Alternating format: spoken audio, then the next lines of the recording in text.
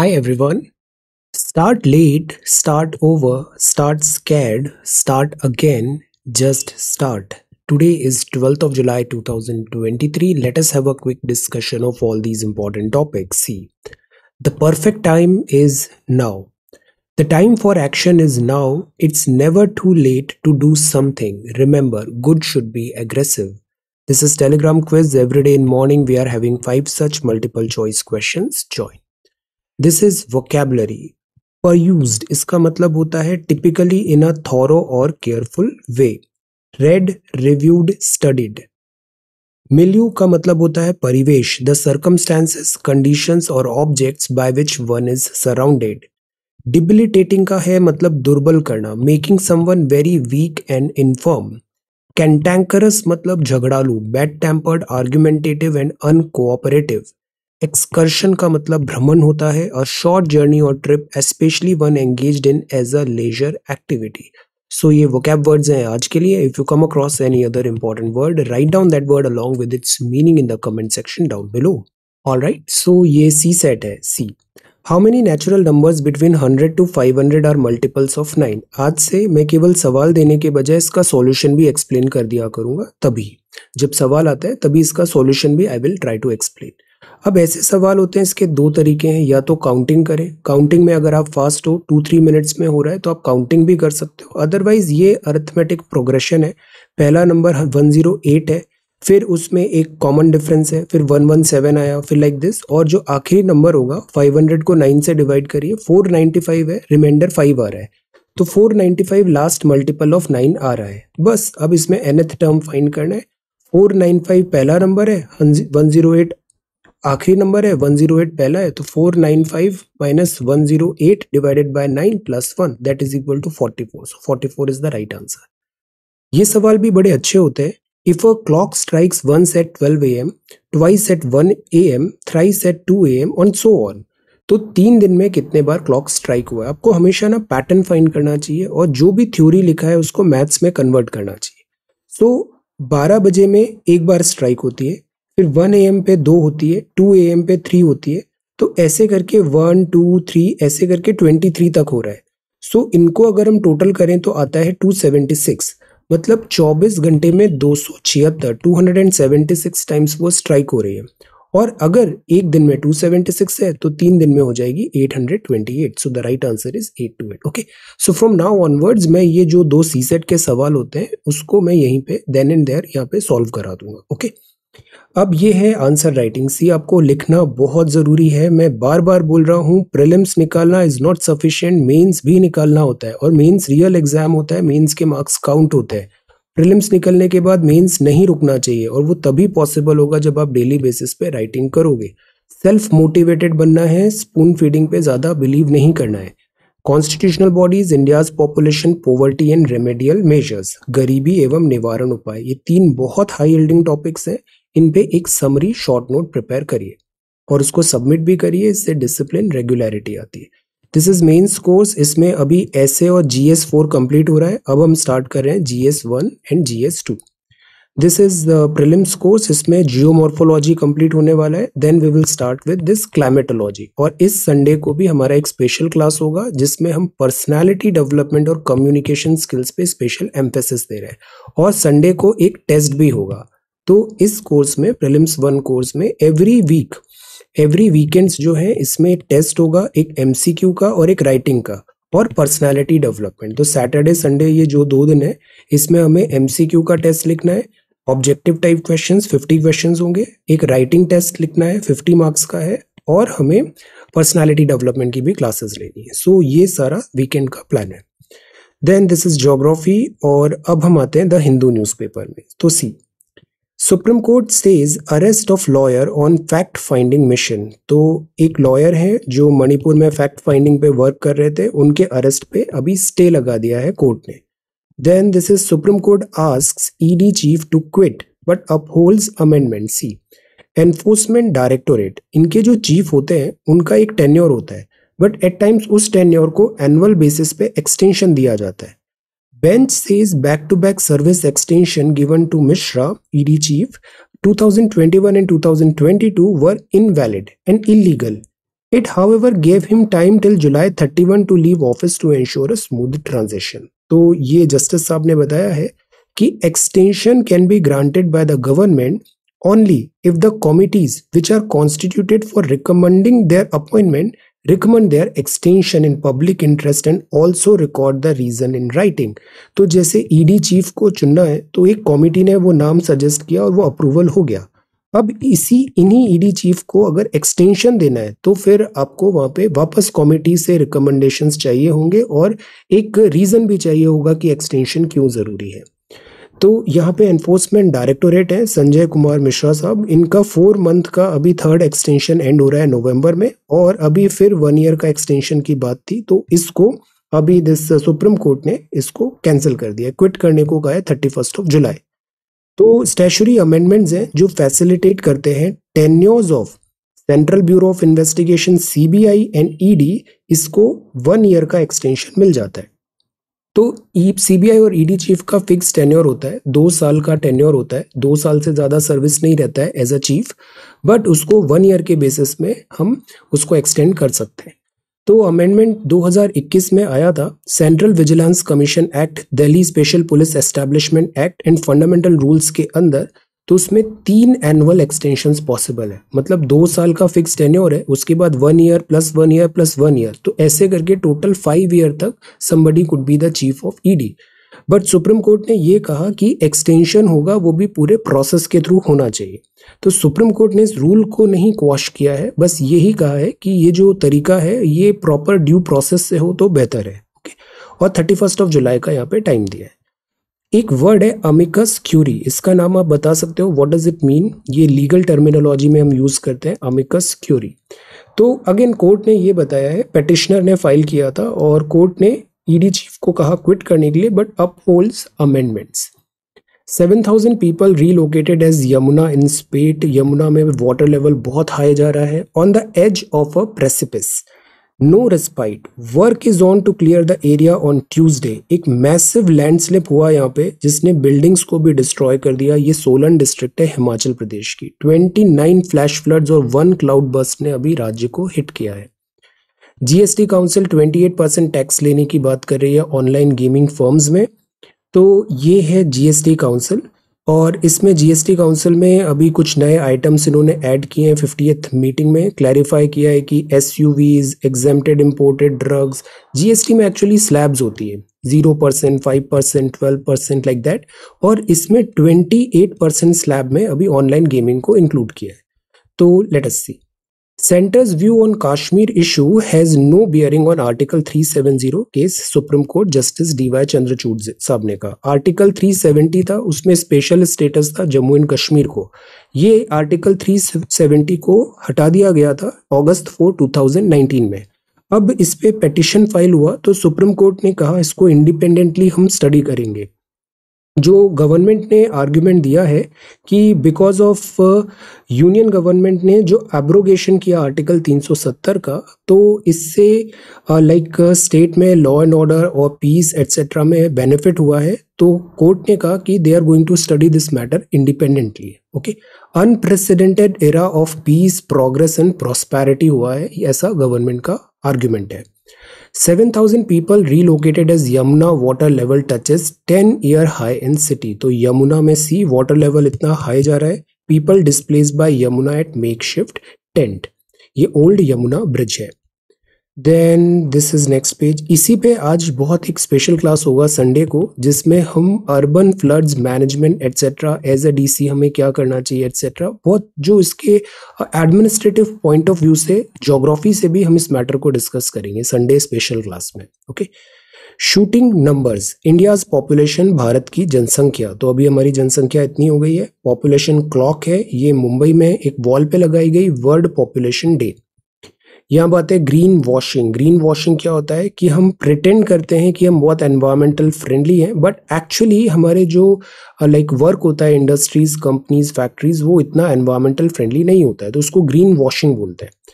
Changes to conservation laws must be backed by scientific evidences. तो कल ही हमने देखा था एक बिल आ रहा है, फॉरेस्ट कंजर्वेशन अमेंडमेंट बिल 2023।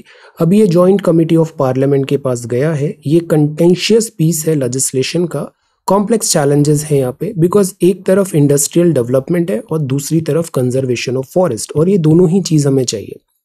तो फॉरेस्ट कंजर्वेशन एक्ट 1980 में ये बात है कि रिस्ट्रिक्शंस होते हैं कि इंडस्ट्रीज भी अगर हमें लगाना है तो वी शुड डू इन सच अ वे कि फॉरेस्ट जो डिग्रेडेशन है वो मिनिमाइज हो, या फिर वहाँ पे रिहैबिलिटेशन कम से कम करना पड़े जो लोकल पॉपुलेशन है। तो इसने स्टेट को एम्पावर किया है to regulate and impose cost on such industrial exploitation. अभी इसमें चेंजेस आने वाले हैं, इस पे भी हमें वेट एंड वॉच करना है, अभी हम कंक्लूजन ड्रॉ नहीं करेंगे। इंडिया का फॉरेस्ट कवर मार्जिनली इंक्रीज हुआ है, ऐसा बायएनियल रिपोर्ट ने बताया, फॉरेस्ट सर्वे ऑफ इंडिया ने बताया। बट प्रॉब्लम ये नहीं है, प्रॉब्लम ये है कि जो नेचुरल वर्जिन फॉरेस्ट होता है वो दोबारा रीअचीव करना बहुत मुश्किल टास्क हो जाता है। Growth in forest cover inside officially recorded forest है स्टैग्नेंट है, और ये इंक्रीमेंटल ही हुआ है, बहुत ज्यादा कवर भी नहीं बढ़ा है। ऑर्चर्ड्स, प्लांटेशन, विलेज होमस्टेड्स, इन सब का राइज हुआ है। 24% एरिया अभी भी under forest and tree cover है। हमारा टारगेट है 33% ये होना चाहिए, फॉरेस्ट कवर जो है वो 33% होना चाहिए। इससे कार्बन सिंक 2.5 बिलियन का 3 बिलियन का होगा। कार्बन सिंक का मतलब ये CO2 एटमॉस्फेयर से एब्जॉर्ब कराता है। ओके, तो एग्जिस्टिंग फॉरेस्ट कंजर्वेशन एक्ट 1980 है, इसमें कुछ स्ट्रिंजेंट मेजर्स है। It did not incentivise private agro forestry tree plantation activities, और हमने प्राइवेट पीपल से भी ट्री प्लांटेशन हुआ है, अभी हमने मियावाकी टेक्निक भी देखा था। तो नए अमेंडमेंट में इंसेंटिव्स भी हैं कि हम इंसेंटिवाइज करेंगे if people are into this forestation. तो ऐसे करके इसमें कुछ सर्टेन चेंजेस हुए हैं, नॉन फॉरेस्ट्री यूजेज के बारे में भी बताया है।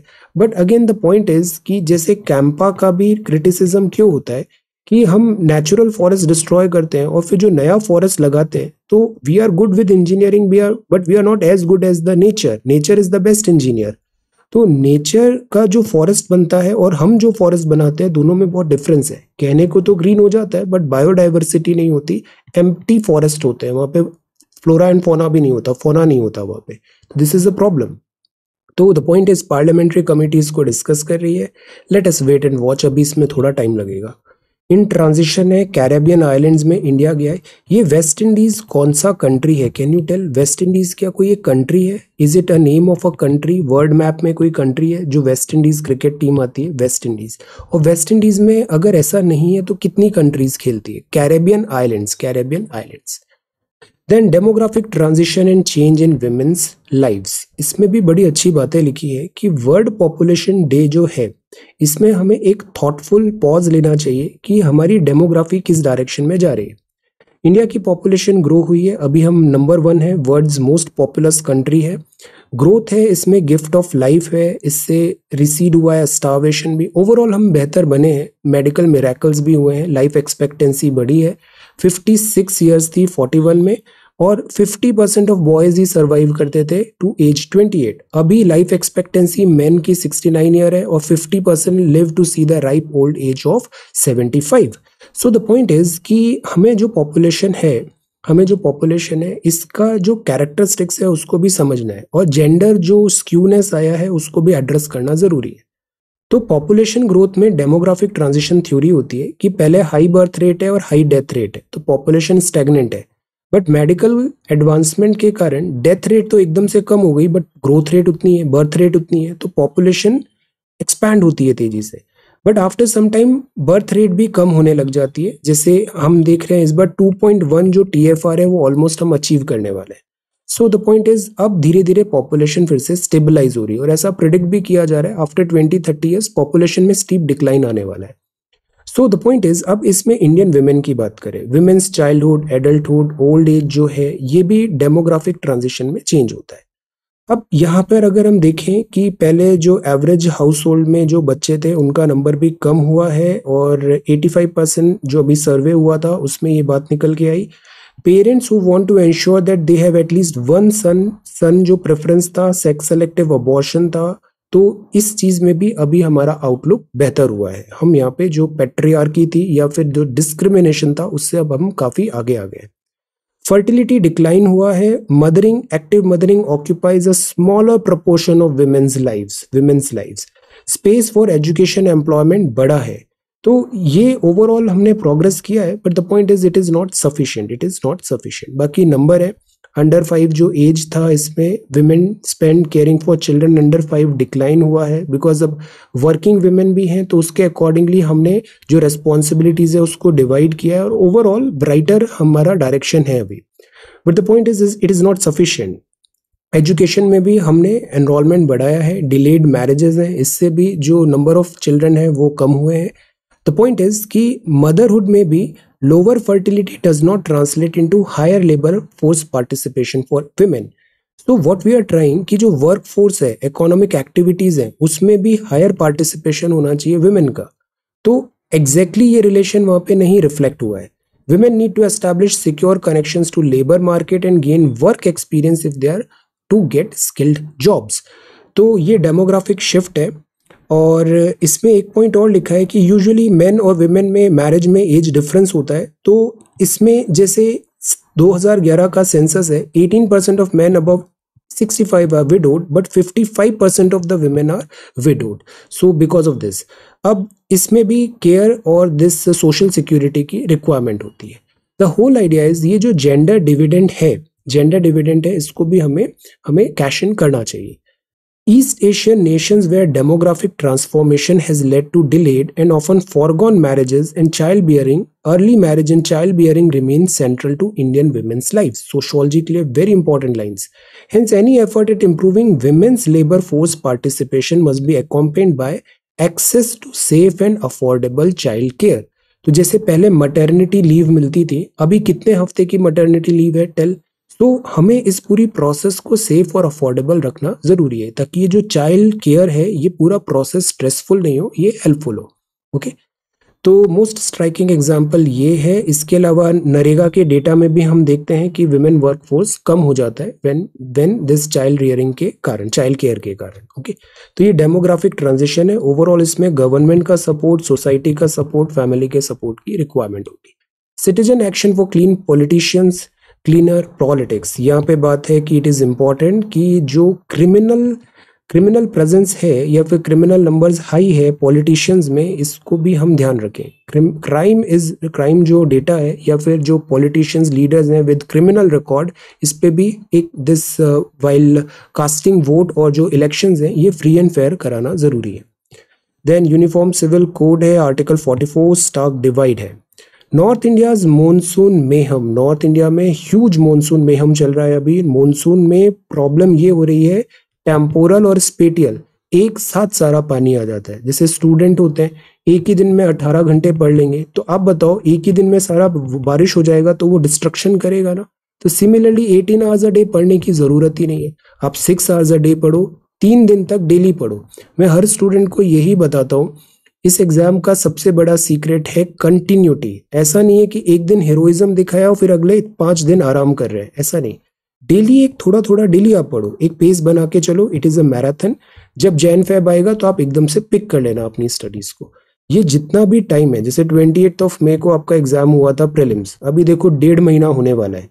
इस 1.5 महीना में आप ऑनेस्टली आप खुद से पूछो आपने कितना कॉन्टिन्यूटी रखा, कितनी चीजें कवर की। यही चीज डिफरेंस क्रिएट करता है। सक्सेसफुल कैंडिडेट्स जो होते हैं ना, वो कंटिन्यू रखते हैं, प्रिपरेशन से दूर मत जाओ। और रिजल्ट चाहे जैसा भी हो, आपको अपना लक्ष्य ध्यान रखना है। तो द पॉइंट इज, रिजल्ट्स आपकी प्रिपरेशन को इम्पैक्ट नहीं करना चाहिए। You should keep studying, keep studying, keep studying, और mark my words, you will be through, you will qualify this exam. But don't give up, break नहीं लो। वरना student so call attempts after attempts बढ़ते हैं, but problem उनके साथ क्या होती है, ब्रेक्स। एक प्रीलिम्स लिखा, फिर 6 महीने आराम करेंगे, फिर जनवरी को फिर से प्रीलिम्स की तैयारी करेंगे। तो टेक्निकली अगले साल भी आपने वही सब चीजें की जो पहले किया था। तो you should continue your studies. तो रेनफॉल है दिस प्री मॉनसून। अब इंडिया में मेहम है, सारा बारिश एक साथ आ गया। ग्लोबल वार्मिंग एक फैक्टर है, और ये वार्निंग भी है कि अटलांटिक ओशन, हिमालय जो है, रेनफॉल का पैची डिस्ट्रीब्यूशन है, स्पेटियल टेम्पोरल चेंज हो रहा है। तो मॉनसून ऐसा नहीं है, मॉनसून इज गॉड। इंडिया में ट्रू गॉड मॉनसून है। बारिश से ही हमारी इकोनॉमी आगे चलती है, लाइफ सस्टेन होती है। ऑनसेट दिस सीजन, पहले तो अनफोर्सिन इंटरेक्शन हुआ टाइफून्स और साइक्लोन का। एक बिपर जो है आ गया, तो काफी डिले हो गया मॉनसून। मुंबई में भी 2 हफ्ते बाद वहां पे डिलेड अराइवल हुआ, और फिर बहुत तेजी से आगे बढ़ा। फिर मॉनसून ट्रो बना और exaggerated curvature north west India में आया। अब मॉनसून डिस्ट्रीब्यूटेड कैसा है, वैसे तो मॉनसून का जो ऑनसेट होता है ये क्विक होता है और जो मॉनसून जब एग्जिट होता है वो स्लो प्रोसेस होता है। तो मॉनसून का जो डिस्ट्रीब्यूशन है ये पैची दिख रहा है, कुछ जगह बहुत बारिश है, कुछ जगह बारिश नहीं है, तो दिस इज स्पेटियल डिस्ट्रीब्यूशन गड़बड़ हो गया है। क्लाइमेट चेंज भी इसका एक बहुत बड़ा रीजन है, ग्लोबल वार्मिंग हो रही है, ओशियंस वार्मर हो रहे हैं, salinity this acidity of ocean भी बढ़ रहा है, और इसके अलावा अल नीनो का साल है, तो इन सब से भी मॉनसून में हम देखने को मिल रहा है। तो wild Fyers is also one thing, wild Fyers जो है ये 3 टाइम्स ज्यादा इस बार हुआ है, और इससे कार्बन डाइऑक्साइड रिलीज होता है और इससे ग्लोबल वार्मिंग होता है। इसके अलावा दूसरे फैक्टर्स हैं जैसे corn popping randomly around the cattle, monsoon rainfall जो डिस्ट्रीब्यूशन है वो पैची है। ओके, तो एक्सेस रेनफॉल देखने को मिल रहा है अरेबियन सी में, जो टेम्परेचर है वो 1.5 डिग्री सेंटीग्रेड ज़्यादा भी है। रेनफॉल प्री मॉनसून का भी अबव नॉर्मल था। अरेबियन सी का जो ब्रांच है, एक अरेबियन सी ब्रांच होता है और एक बे ऑफ बंगाल से एक ब्रांच आती है, 2 ब्रांचेस होती है मॉनसून की। So again the article says कि प्रॉब्लम है मॉनसून सफिशिएंट नहीं आना, प्रॉब्लम है उसका पैटर्न, टेम्पोरल और स्पेटियल पैटर्न ऑल्टर हो जाना।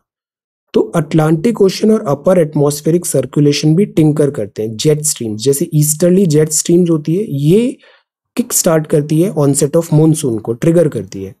तो अटलांटिक ओशन वार्मर है, सो कॉल्ड अल नीनो वाला Atlantic El Nino this tropical Atlantic में देखने को मिल रहा है, जिसने मॉनसून को सप्रेस किया, लेट किया। स्ट्रॉन्ग विंड्स हैं जो अपर एटमॉस्फेयर में चल रही है, जैसे कि जेट स्ट्रीम्स।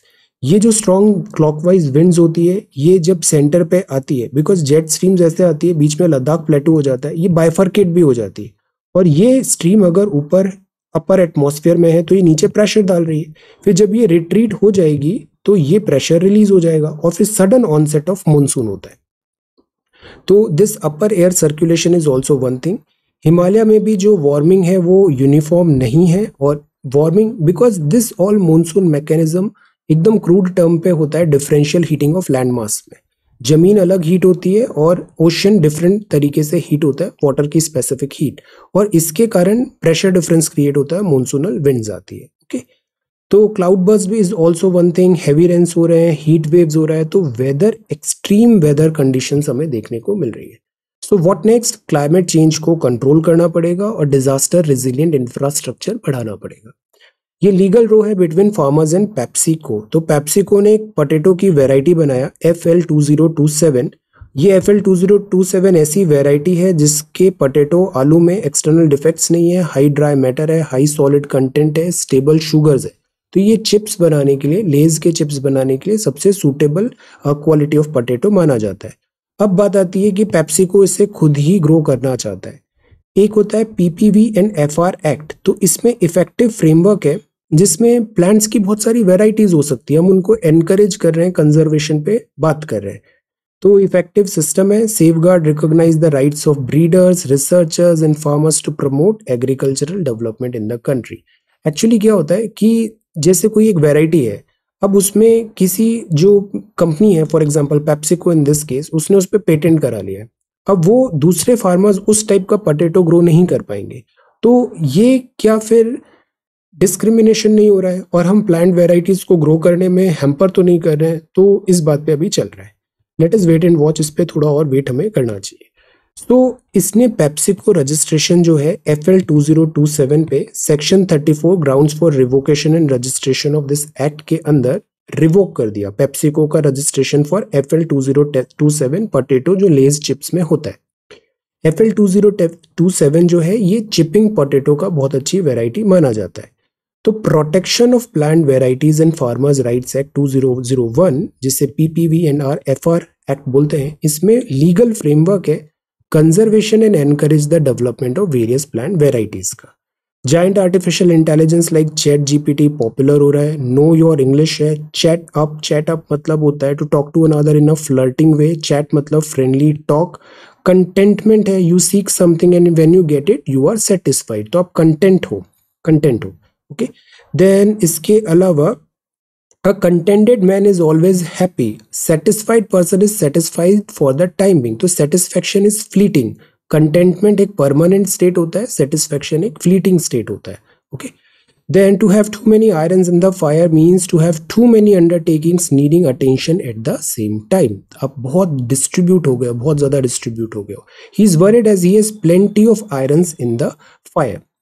Befuddle का मतलब होता है to dull, muddle or stupefy, and spinster is a woman who's not married, especially an old and middle-aged woman. And then this is C.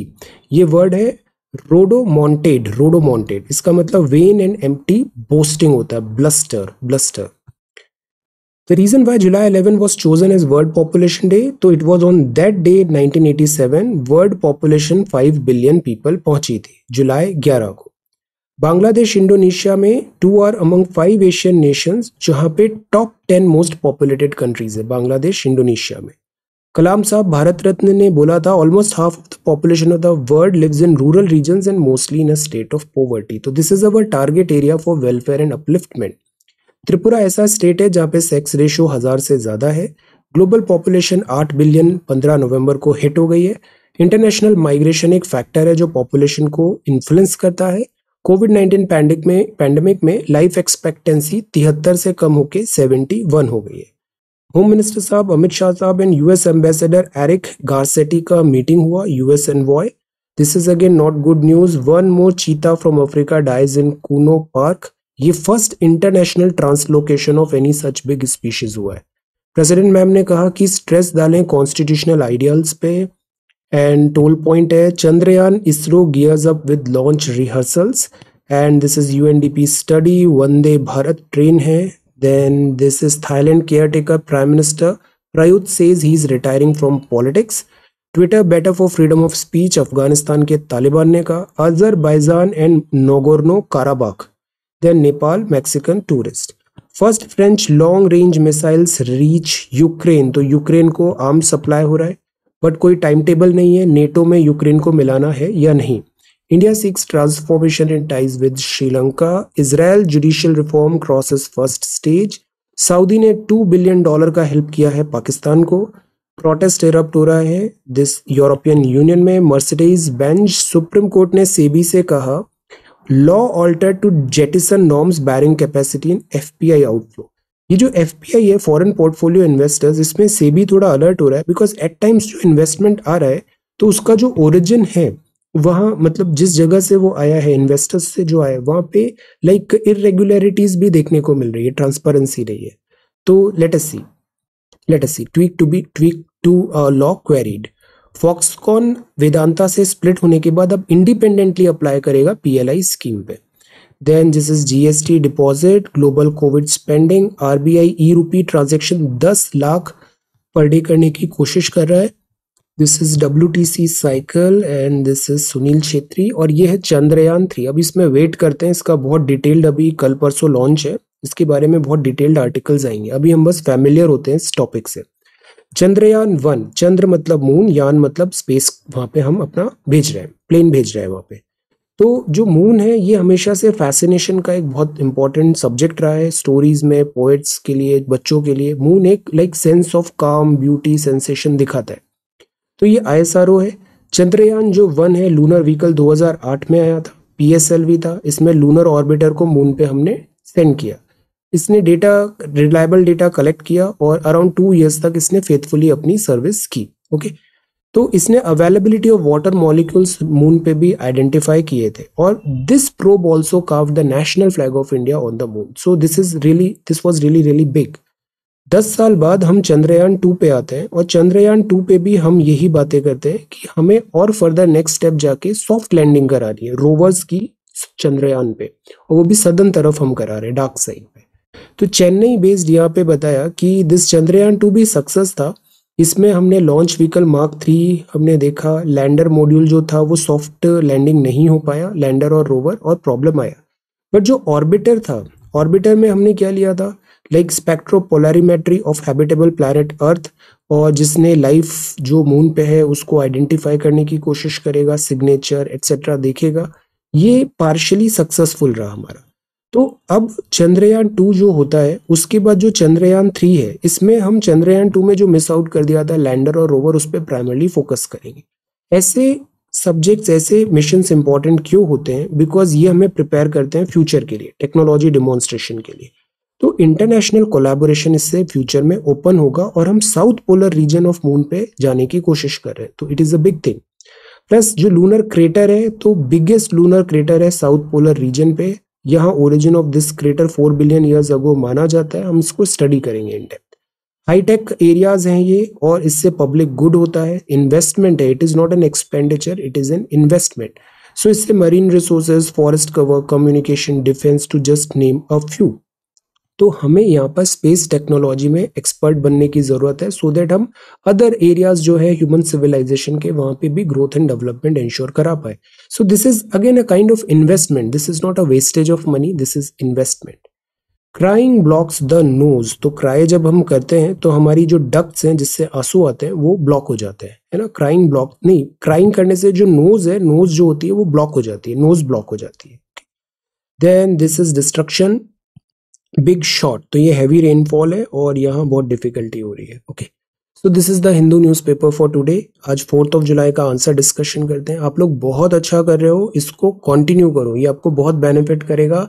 लिखना बहुत जरूरी है, कोई फैंसी चीज नहीं करना है, just write something on daily basis, you are going to do really really good. आदिवासी स्वतंत्रता सेनानी जो है, इन पे कलेक्शन हमें बनाना है, डिफरेंट जो फ्रीडम फाइटर्स हैं, ट्राइबल स्पेशली। गौतम बुद्धा के बारे में जानना है, शॉर्ट नोट। और जूनोटिक क्या होता है, एनिमल टू ह्यूमन डिसीजेस क्या होती है। नंदिनी ने बहुत अच्छे से बताया जूनोटिक डिसीजेस क्या हैं, इसका करंट कॉन्टेक्स्ट भी बताया, कॉज, बिकॉज अभी कोविड-19 से जूनोटिक डिसीजेस फिर बहुत हाईलाइट हो गई। सी, ये सारी जूनोटिक डिसीजेस हैं, सी सारी zoonotic diseases. Okay, very good. Then Gautam Buddha ji के बारे में हमने पूरा अच्छे से कंपाइलेशन बनाया, गौतम बुद्धा क्या है, then Gautam Buddha 8 path and symbols. Nandini, this is good. Tribal freedom fighter, very very important, सारे नाम हमें टिप्स पे याद होने चाहिए। सारे जो फ्रीडम फाइटर्स हैं, both men and women, they are very very important, very very important. Deepesh, this is again really nice, tribal freedom fighters के आपने नाम बताए, प्रेजेंटेशन बहुत अच्छा है दीपेश का, this is really good. Gautam Buddha ji के बारे में बताया आपने, नोबल पाथ क्या है, noble teachings, 4 noble truths etcetera, good. Manju is again really good. Mains में you are going to do really well. Presentation, everything is really really nice. See, then इसके बाद ट्राइबल, देखो मैप भी आ गया। तो सी, map बनाना बहुत जरूरी है, मैप बनाने से आपकी कॉपी एनहेंस होती है। Such type of presentation skills पे आपको ध्यान देना चाहिए। गौतम बुद्धा, और सी टैबुलेशन भी कर दिया। तो the idea of this exercise is कि हम आंसर राइटिंग भी करें और सेल्फ मेड नोट्स भी बनाएं। Okay, so thank you so much for watching this video. Take care, study well and be safe.